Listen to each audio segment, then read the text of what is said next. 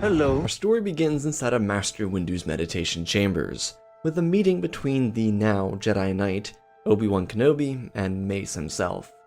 They sat opposite from one another, speaking rhythmically, and discussing the recent events that had transpired. It had been a full month since the invasion of Naboo, and the burden it left behind. Dooku disappeared from the Jedi Order. Yaddle was also missing or reportedly dead, and Qui-Gon Jinn had been killed by a Sith apprentice, the one Obi-Wan defeated. Their conversation started first with Mace asking Obi-Wan about his mental health and how he was holding up following such a turbulent time. Truthfully, Kenobi was quite unwell. He had taken the burden of Qui-Gon's loss very personally. He did admit that he had grown beyond just blaming himself, because there was nothing he could do in that moment. In all honesty, Obi-Wan shared some of his own frustrations and resentments towards the Council. They chose to not believe Qui-Gon, and while Obi-Wan defended both the Council and his master, he understandably felt down by the collection of elders. Mace listened, trusting Obi-Wan's intuition and his rationale. The Council had long respected Obi-Wan's stances. He was Qui-Gon's student, but more so aligned with the Council than his master. Obi-Wan was a true Jedi of the modern era. It's why the Council intentionally kept their eyes on him. As a late bloomer, someone who performed well only after leaving his youngling studies, they believed he'd make a fine master someday. Well, that day was already upon them, because of his responsibility to Skywalker. However, Mace knew that Obi-Wan wasn't here to grovel or blame anyone for anything. It was an open conversation, and understanding young Kenobi was important to Master Windu. Mace asked some more questions about Obi-Wan, before getting to the point Kenobi originally came here for. Some were based around his handling of Qui-Gon's passing, which came with some muddled answers. There were some questions regarding Anakin's development thus far, and how Obi-Wan was handling Dooku's departure. Truthfully though, and Obi-Wan didn't really say anything about it, but Kenobi couldn't care less about Dooku's absence. The older Jedi Master refused to take any interest in him. The lineage of a Jedi is meant to be important, but Dooku didn't seem interested in Jedi traditions, so Obi-Wan rarely considered them a part of that same lineage. Eventually though, Mace allowed Obi-Wan to get to his point, what he really wanted to speak about. What I really came for, Master, was to ask for permission to learn Vapad. What draws you to Form 7? Well, if I might be honest, I feel that it could be important to my own studies, being that the Sith have returned. I find it necessary to remain, well, prepared. I've already started training myself in Form 3, which I find quite easy.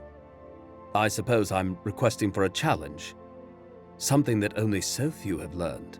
Obi-Wan, you do know that Vapad is not an easy form. It requires mastery of multiple other practices, and even some ranging understandings of the Force. I don't doubt that you can do it. You are certainly capable, but I worry for what it might ask of you, considering everything that has happened with your master. I do, and I understand. I know that Sindrolig has a list of Jedi he doesn't want utilizing it. But I believe Look, I don't want to fail Anakin. I never planned on taking on a student so early.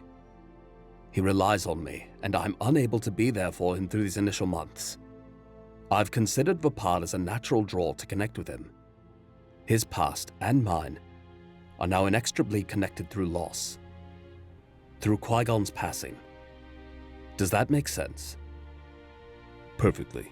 Your commitment to that promise is what makes you such a fine Jedi, Obi-Wan. I'm willing to teach you Vapad. But if it becomes too difficult, I will not hesitate to stop it. This can lead you towards darkness. Defeating Maul is one victory, but conquering and harmonizing with the dark is another. Mace, in that same line of thought, would explain the rest of his plans for these studies, and how difficult it would be on Obi-Wan throughout the process. To split the path of light and dark, and work within Vapad, was not easy. It's very challenging, and it's the exact reason the Battle Master, Sindrolig, had refused training to various other Jedi inside the temple. Those with a higher likelihood of turning to the dark side while using it were refused. Obi-Wan had exhibited signs of darkness during his duel with Maul. He may have not known it, due to his age and training with Qui-Gon, but it was present. The rage didn't necessarily help keep him on his feet before Maul pushed him off the edge. But that didn't matter here. Mace trusted Obi-Wan's intuition. Considering that the Council had agreed to remain hands-off with Anakin, in light of Obi-Wan's promise to Qui-Gon, this was something Mace believed would help the two students. Perhaps it wasn't right, but the Jedi Council believed the promise Obi-Wan made. If Obi-Wan promised to train the boy with a dying wish of a promise, then only Kenobi could decide who could or could not intervene. The tradition of the Jedi Order consistently showed cracks in the system, but they believed it was honorable to honor someone's dying wish.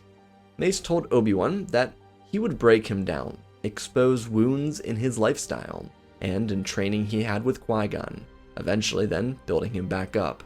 This was far from Mace criticizing Qui-Gon. Even though they disagreed on the Republic and some other Jedi stances, Windu respected Master Jin a lot. They were good friends, and so this training was not going to be Mace fixing up anything Qui-Gon initially struggled with or messed up. This was breaking down everything Obi-Wan knew about the Force and about the lightsaber and instructing him differently. However, as Mace stated several times throughout this discussion, if Obi-Wan pulled too far towards the dark, the lessons would stop, and Anakin would be trained by Depa Billaba. The Council trusted Obi-Wan, but there could be no interruptions. They were not going to pressure him, but they also were not going to subject Anakin to an untrustworthy instructor, thus further proving how much the Council actually believed in Obi-Wan. They really thought he could handle this at age 25. There were also a couple of other things mentioned before Obi-Wan and Mace ended their discussions and broke off for the rest of the day. The following morning, Master of the Order and Jedi Knight would reunite inside one of the various training halls. They woke up before dawn and started with meditative instructions. Mace typically didn't teach others how to use Vapad. That went directly to Syndralic. But because Obi-Wan asked him directly, and he was kind of on a time crunch, Mace wanted to do this between the two of them. Syndralic was also informed so that if anything came up, he would understand where it came from or started. This was more of a precautionary warning because Vapad in a weird way could also act similarly to Roid Rage. If a Jedi wasn't in control over their emotions, they could become flustered and act out on it. There's a reason it took Mace and Sora Bulk so long to create this pathway in Form 7. They couldn't take this task lightly. Adding Obi-Wan into his schedule was a bit difficult for Mace. The initial days of training were really pretty basic. Because of Windu's place on the High Council, they'd have their joint meditation in the morning before Obi-Wan was sent to one of 3 different lightsaber instructors. Kenobi was already efficient with Ataru, Form 4, so his specified focuses became 5, 2, and Juyo, Form 7. Despite his youthful agility and stamina, he struggled the most with Juyo. It was, after all, the lightsaber form that claimed Qui-Gon's life. Because of this, Obi-Wan had to put Form 3 away for the time being, because he couldn't keep up with the regiment of studying. Initially, as in the first month following Naboo, Obi-Wan put a ton of pressure on himself to learn how to be a good master.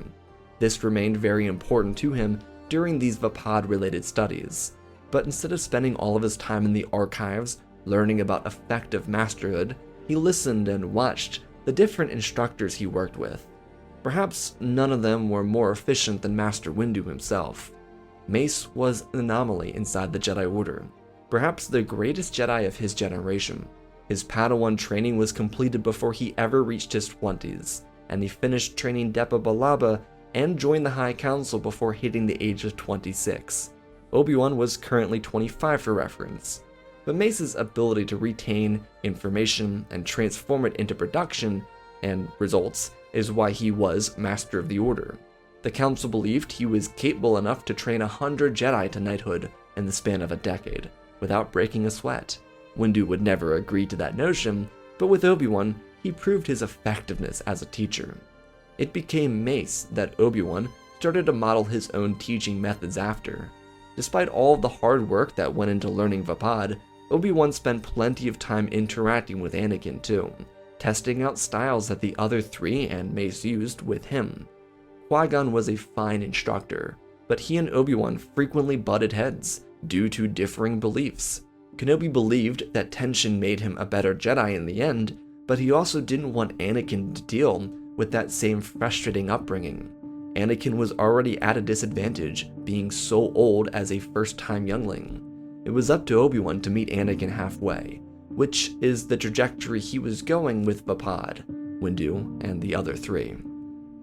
3 years would be spent on Vapad, with only 1 or 2 instances where Mace almost pulled Obi-Wan from the program. But truthfully, that really only happened in the first 2 months of their instruction. Afterwards, it was much easier. Thanks to the darkness within Obi-Wan during the duel on Naboo, it was a strong transition for him into Vapad. He could rely on those moments during that duel, and Mace even gathered security footage from the fight to show Obi-Wan where he was sloppy. This brought the 2 Jedi closer together and helped Obi-Wan with healing process.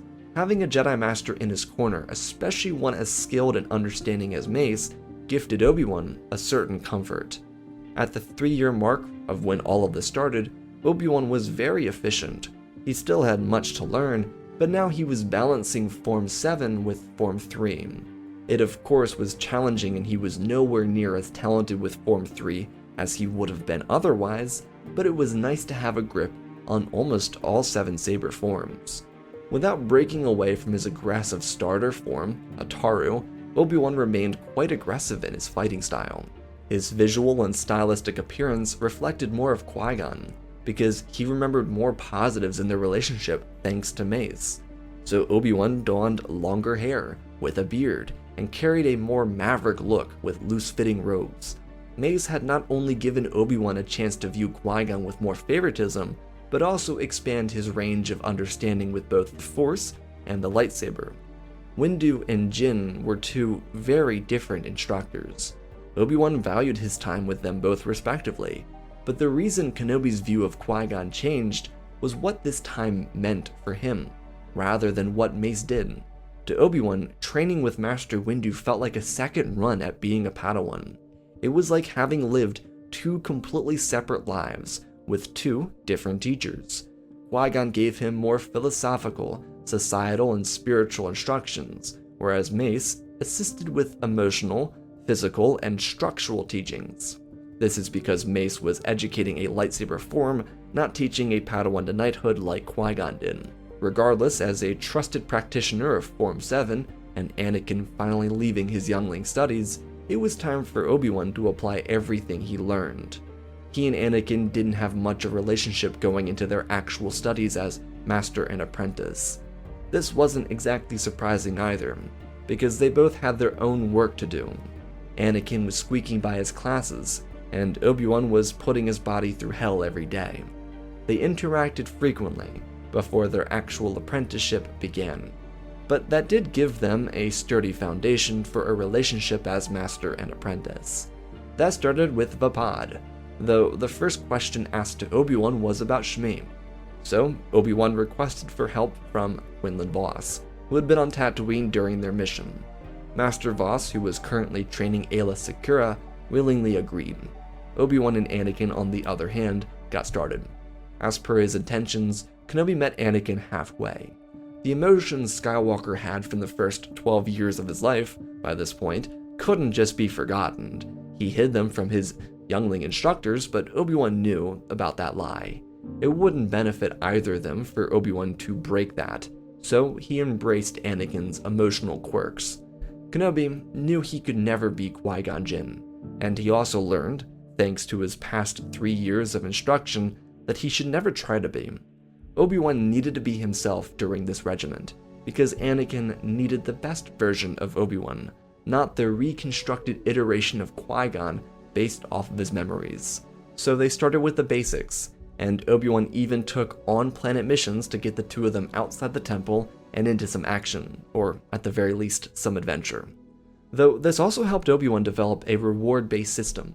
He found early on that Anakin was reward-motivated.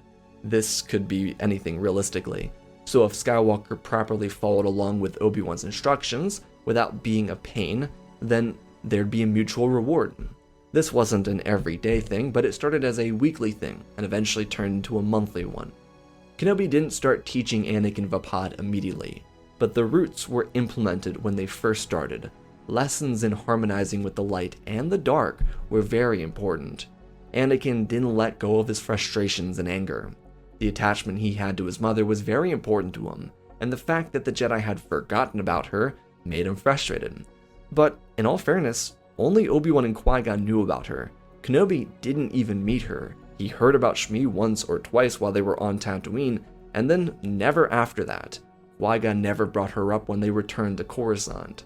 Anakin spoke about it once, and he did make a note of it, but that note got lost somewhere after that interaction inside the temple following Naboo. Master Kenobi made up for that though. Quinlan would assist me with getting her out of slavery and off-world. Ayla suggested making her a transplant in the refugee district on Coruscant, but Quinlan was very distrusting of that system. That district typically abused tenants, with sales tax on everything and fluctuating rental prices, because of what they called core tax. It wasn't a real thing, just a way for landlords to drive up prices and force refugees to slave away. There were some positions inside the Jedi Temple that could be useful, so they'd give Shmi a shot at working in the temple, thanks to Ayla's and then eventually Quinlan's suggestions. In the meantime, before mother and son reunited, Obi-Wan would focus on Anakin's darker attributes. While theoretically Kenobi needed permission from the Council and or Sindralic to instruct Anakin in Vapad, he had basically been given clearance from Mace. It wasn't directly said, so it wasn't totally true, but he considered it to be fair game. Their emotional, spiritual, and psychological studies predated lightsaber training heavily. Unlike with Windu and Kenobi, where Obi-Wan had all the basics down, Anakin still needed to learn Form 1 lightsaber combat fully before progressing to the other saber forms. But because he was just now a Padawan at the age of 12, it permitted Obi-Wan plenty of time to turn Anakin into the student he was destined to become. After 5 years of full-on Vapad instruction, Anakin was a total monster Force user. Thanks to Obi-Wan and Anakin discussing Shmi, she was working inside the temple and living within the district that surrounded it. This wasn't the refugee town, so she was safe, mostly from the big-name Coruscant scammers. It was known by the High Council, and while not widely favored because of the attachments, they allowed it because of how well Anakin had done in his Padawan studies. There was truthfully some concern from the Council prior to Anakin becoming a Padawan. He struggled a lot as a youngling. Infrequently did he want to do the work they required of him. Obi-Wan helped him where he could, but Skywalker preferred adventure or lightsaber classes over the traditional studies. Ever since he became a Padawan, that changed. This isn't to say that there weren't rough periods for Master and Apprentice, because there were, they just weren't every other freaking day. Obi-Wan and Anakin got along famously. Skywalker was obedient and didn't resist every lesson impatiently. He actually sat down, turned his ego off, and listened. It was incredible, and a lot of this came from Obi-Wan meeting him halfway. But also, having Shmi on planet helped Anakin just calm himself, instead of just believing that he was a higher power greater than the gods of the Force themselves. Shmi broke that ego down. She kept him humble, and that helped Obi-Wan too. Though more than anything, it was a conscious decision from Anakin. Despite his environment and everything going on around him, it had to come from within. If he didn't want to be respectful towards Obi-Wan, then he could control that. He certainly controlled that here. So at the age of 17, Anakin was already practicing with Vapad. Again, because Obi-Wan didn't necessarily get approval from anyone, he taught it quietly and on the side. The same instructors who taught him Forms 2 and 5 gave their lessons to Anakin.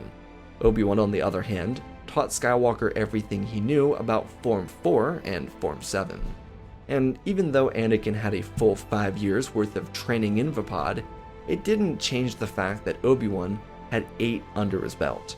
Kenobi wasn't nearly as intense with Form 7 as he was following Naboo or the 3 years with Mace, because he had let go of his pain, but he didn't let up in the chase for greater understanding. Knowledge was power to Obi-Wan. That was passed to Anakin, and eventually became a motto for them to live off of.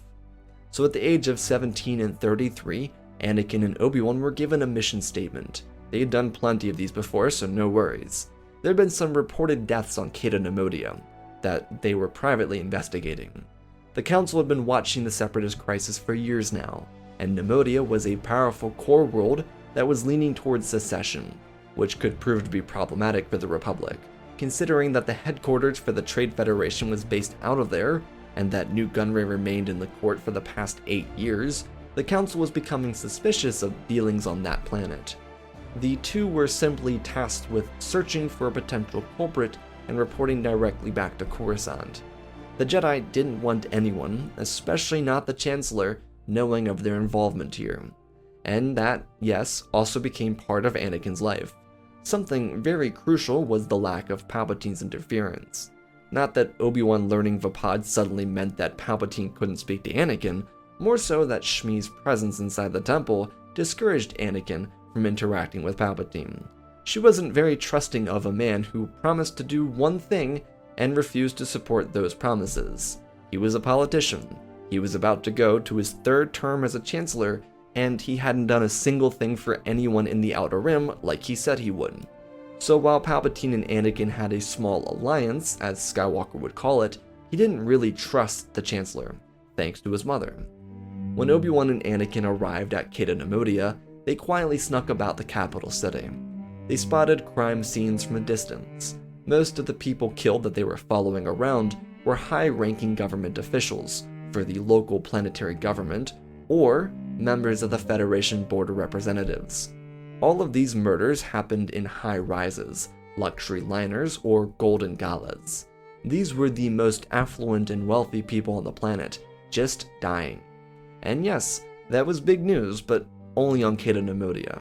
The rest of the galaxy would only learn of it if the senator, viceroy, or governor were killed. None of them were.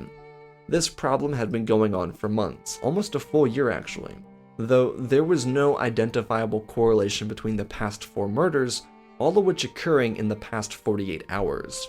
Obi-Wan and Anakin spied on each of these sites, and they became confused. Here were the records they could find. 2 deaths came from food or drink poisoning, 1 came from a kohun, a type of poisonous bug, and the last man was shoved out of his high-rise window and down about 100 stories to his death. The 2 of them spoke briefly about these murders, and how they were linked and why they were happening so suddenly, and for what purpose. Obi-Wan pulled up a holopad with the 4 individuals on it. They had to be related somehow. Well, not really.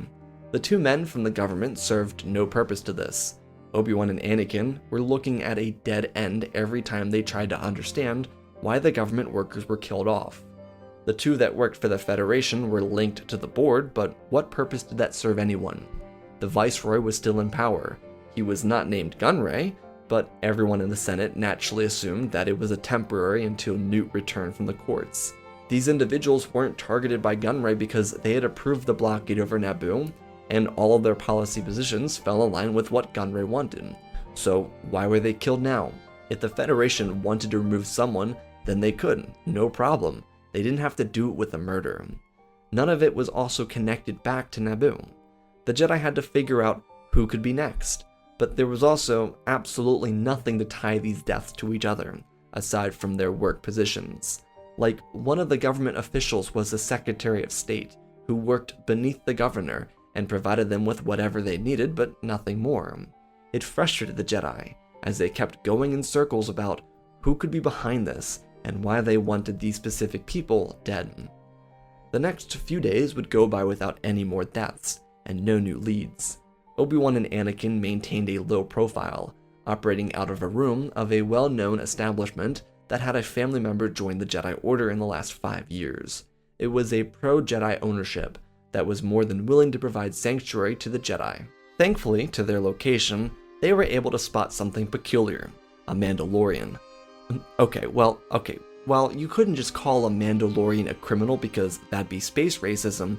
They were suspicious, which is also technically space racism. The Jedi couldn't trail the silver and blue armored warrior, but he was, in all fairness to the Jedi, acting weird. He was creeping around alleyways and setting up his rifle on the top of a tower. That's not exactly a great look. The morning after he was spotted, the Jedi saw a hooded individual interacting with him. This taller figure seemed to be ordering the individual how to operate. The Jedi, though, refused to interfere with the setup, because it could drive away their only edge. Instead of going up there personally, a maintenance R2 unit was deployed to investigate. They'd find nothing of use for them. The Mandalorian didn't leave anything behind. He would just set up his weaponry, check the sights, take everything apart, and leave. This left, again, more questions than answers. However, there'd be something else that Obi-Wan and Anakin caught onto, which was the arrival of the Count of Serenno's Solar Sailor. The Jedi weren't supposed to be especially suspicious of Dooku, because he was just a politician, but things seemed a little too coincidental. If he was starting a confederacy, then Koda Numodia would be a key point of interest.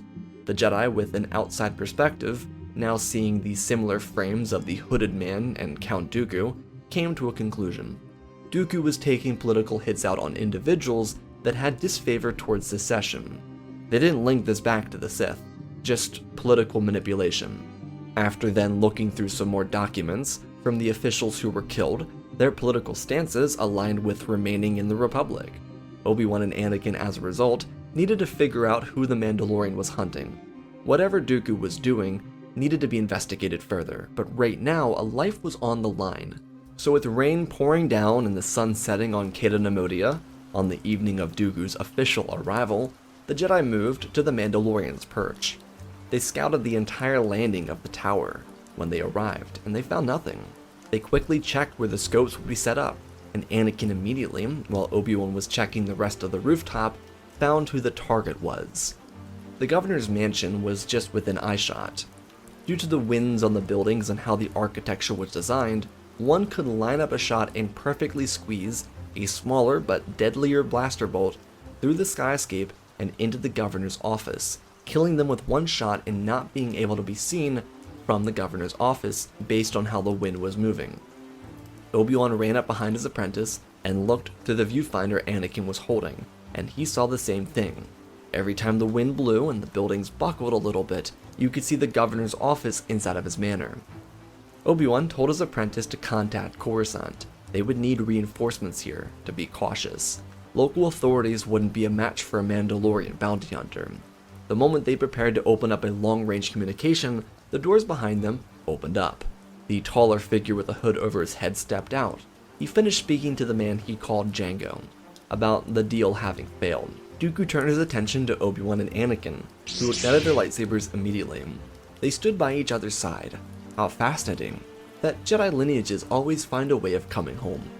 Obi-Wan called Dooku by name, assuming it to be him, and demanding a surrender.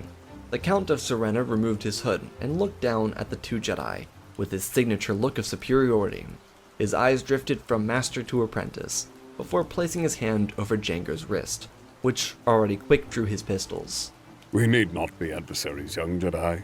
We do hail from the same lineage, after all. Surely that means something. Not when you're preparing to kill off people who don't want to join your confederacy. Oh, Obi-Wan. You still have so much to learn. Both of you do, actually. What if I told you that the Republic was now under the control of the Dark Lord of the Sith? Wait a minute. Who? What? I'm not going to tell you. No. The Republic, as you know it, belongs to the same individuals that killed Qui-Gon Jinn. Surely it would upset the two of you to continue serving the Jedi who act as nothing but watchdogs for the Senate. And how about you, Dooku? Never taken an interest in your grand students? Or even hiding that secret? Everyone I know always spoke of how highly you regarded Master Jin. So if that's the case, why protect the identity of the Sith? Clearly you share no love for your apprentice. Don't dare impugn my loyalties, fool. The Republic and the Jedi have poisoned the galaxy for too long. It's only a matter of time. At this, his lightsaber ignited with the second crack of thunder. Rain continued pouring down over them. Anakin and Obi-Wan looked to each other. Kenobi would handle Dooku, and Anakin Jango.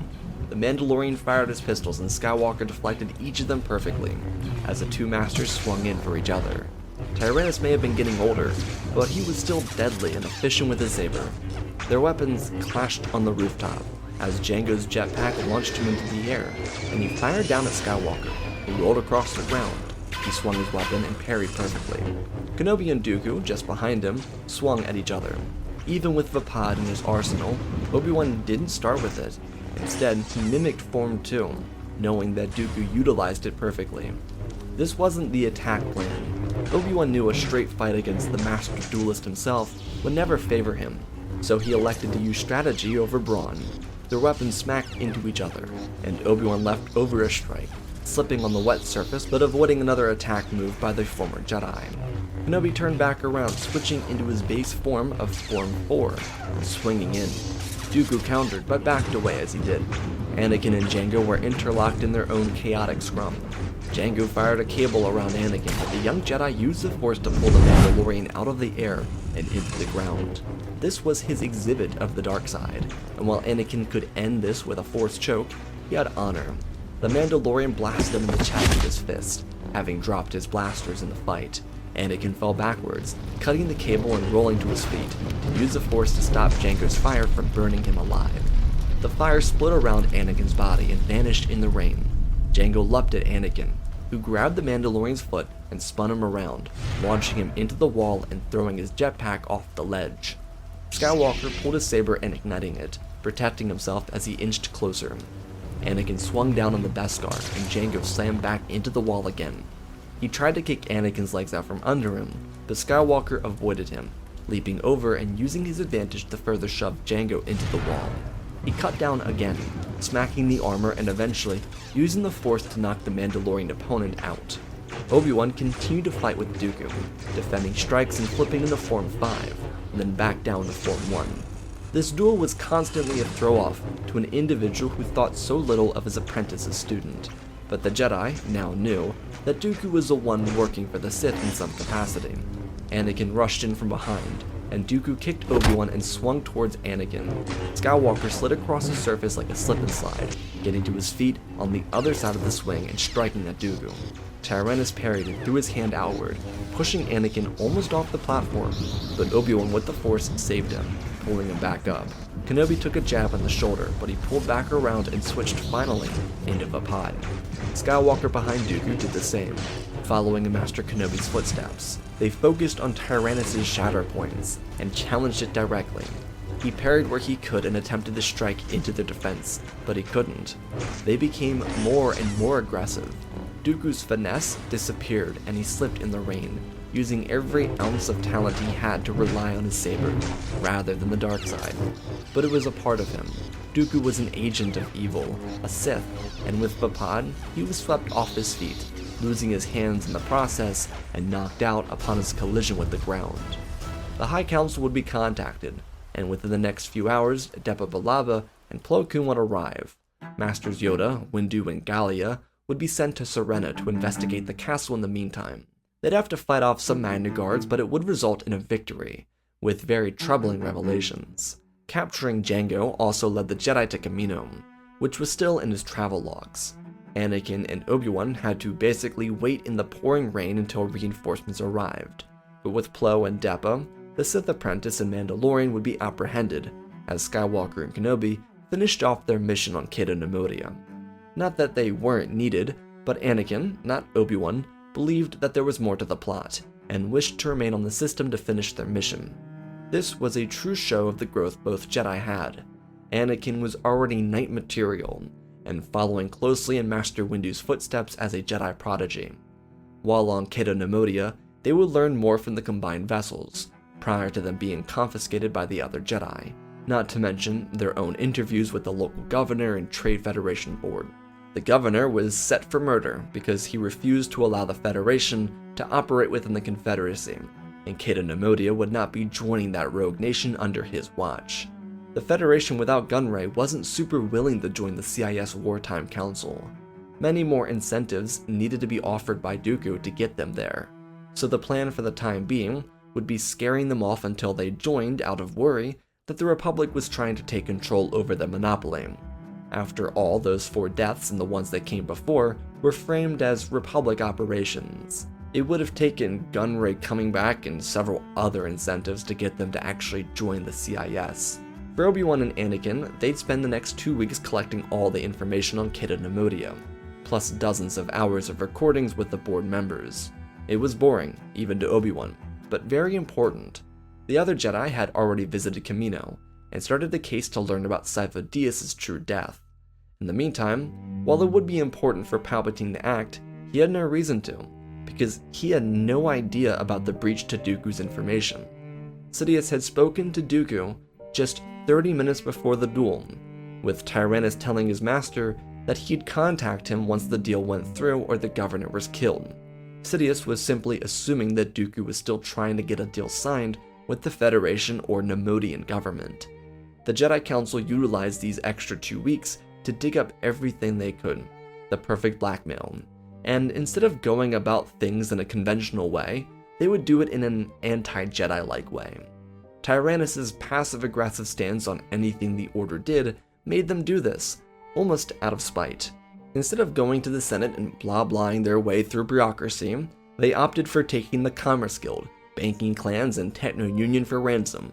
Not literally, but they had all joined the CIS Defense Council. They were currently gearing up for a monopolized war, and without Dooku, the Confederacy would fall apart. The Jedi told them all that if they didn't expose Palpatine, then their betrayal of the Republic and the galaxy would be revealed, which was basically a threat of, stop Palpatine from passing the Emergency Powers Act or you'll go bankrupt. Of course, the Jedi wouldn't keep their promises in the end. These were corrupt entities that needed to go. They just used the time after Palpatine's departure from the Senate to gather more dirt on them. The truth is, the fight with Dooku and the capture of Jango revealed more about the complacency of the Republic than anything else. The documents inside Castle Sereno just pointed towards plots to thwart the Republic, and people voted for it. The guys in power told everyone that they planned to ruin everyone's lives, and they won anyways. Truly incredible stuff. The Jedi found all of it. The tax cuts, interest rate hikes, manufacturing costs, and a boatload of other specified targets to divide the Republic. More or less, make the core more favorable and force the rims to decide between the Confederacy or the Republic. With Palpatine losing the bill and getting forced out of office, the Jedi would apprehend him, quietly. To the public, Palpatine seemingly disappeared from the public spotlight after the Emergency Powers Act failed. No one knew the Jedi captured him. The Sith would remain in confinement at the Jedi Temple, before being shipped off to the Prism, a secret Jedi prison far from the Republic. Only the High Council knew about this location, and it would be the location where the Sith would die. In the core and around the Republic, tons of legislative change would need to come, but a little blackmail from the Jedi Order helped right many of those wrongs. The new election cycle saw many people favored by the megacorporations losing out, just like Palpatine, and then replaced by Jedi-supported picks. Eventually, the blackmail that helped flip almost every single seat inside the Senate would be revealed, and the corporations would be sunk as a result. But it was a little fun playing God of the Senate for a little while for the Jedi Council. The Trade Federation, despite being the big bad kid on the block, wouldn't be demolished in this, because they never joined the Defense Council or tried to take down the Republic. Though Gunray would be sentenced to prison, and the new Viceroy of the Federation played by the Senate's rules, in fear of having the conglomerate stripped away by the Republic. Anakin and Obi-Wan would return to the temple as heroes. Anakin would be made a knight for defeating the legendary bounty hunter Jango Fett, and holding his own against Dooku. Vapad was very integral to both his and Obi-Wan's success in that duel. But it was in the beginning Vapad that brought them closer together. Young Skywalker, as a knight now, would elect to venture off into the galaxy on his own. He'd make new friends, both Jedi and non, on these journeys. He was a free soul, and this time out in the galaxy would help him move on from Padme. It wasn't that he stopped loving her, he just lost interest in forming a romantic connection. They'd become friends over the years as he focused on his Jedi studies. It would be Anakin who passed the idea to new Counselor Master Kenobi and Master of the Order Mace Windu to start a Vapad Academy. Mace loved the idea so much, he gave it to Anakin, and of course Obi-Wan too if he wanted. He trusted them both. This was never a relationship of faith, only of trust. It would remain that way for all of the rest of their lives. Vapad would be integral to Anakin's constant interest in the Jedi Order. He'd teach several students over his time, become a member of the High Council, and put down more plots to break apart the Republic. He and Obi-Wan, though, would remain heroes of the Jedi Order and legends for centuries to come. And that, my friends, is our story. Pretty wholesome, I think. Special thanks to all the patrons for supporting the channel. Smash that like button. Let's talk about, I think it's pretty wholesome PP. Let's talk about the wholesome PP. This story is rooted in Vapad. I wanted to use Vapad as kind of like a pathway to walk between light and dark, and a way for Obi-Wan to connect more with Anakin. In a way similar to the Obi-Wan trained Anakin but Qui-Gon survived story I did a little while back. I wanted to kind of evoke feelings of a combined Qui-Gon and Mace teaching over Anakin. I think Master Windu is one of the great Jedi in the Order, in the Order's history. He's just really an anomaly. Someone who, finished his Jedi Knight training at the age of like 16, 17, and then joined the High Council at like 26. Insane stuff there. Like, absolutely insane. And so I think his knowledge being passed on to Obi-Wan would actually help Obi-Wan kind of become more comfortable being his own teacher. More than anything, what Vapad and also what is happening in the story is Obi-Wan's learning how to be a more efficient teacher by just trusting himself. I think a lot of people give him a bad credit. Like, they're always like, oh, it's all Obi-Wan's fault. It's like, I don't know. Anakin kind of like selectively chose to kill kids. That was his choice. And Obi-Wan didn't teach that to him, And I think Obi-Wan gets a bad rap as a result. He definitely deserves it for what he did to Luke, but Anakin, I think, is a little different story. And so here, I'm using Vapad as this way to balance how Anakin and Obi-Wan interact. I think, in a way, Obi-Wan would thrive off of that, and I think the only way the story works is if it starts following the battle on Naboo. I don't really think the story works if Obi-Wan just starts learning about it in Attack of the Clones. I think it has to start after the Battle of Naboo, which would be really hard because I feel like Mace would be a little bit iffy about that, but considering that Obi-Wan literally killed a Sith, he might be like, you know what, this kid's got it, and he might go for it. So I hope y'all enjoyed the story. A lot of Jedi lessons in here, then a whole lot of plot. I also just love the idea of the Jedi blackmailing the major conglomerates until they get what they want, which is just forcing people they don't like out of power and then being like, gotcha. So anyways, hope you all enjoyed. I love you all, spread the love, and always remember, my friends, may the Force be with you.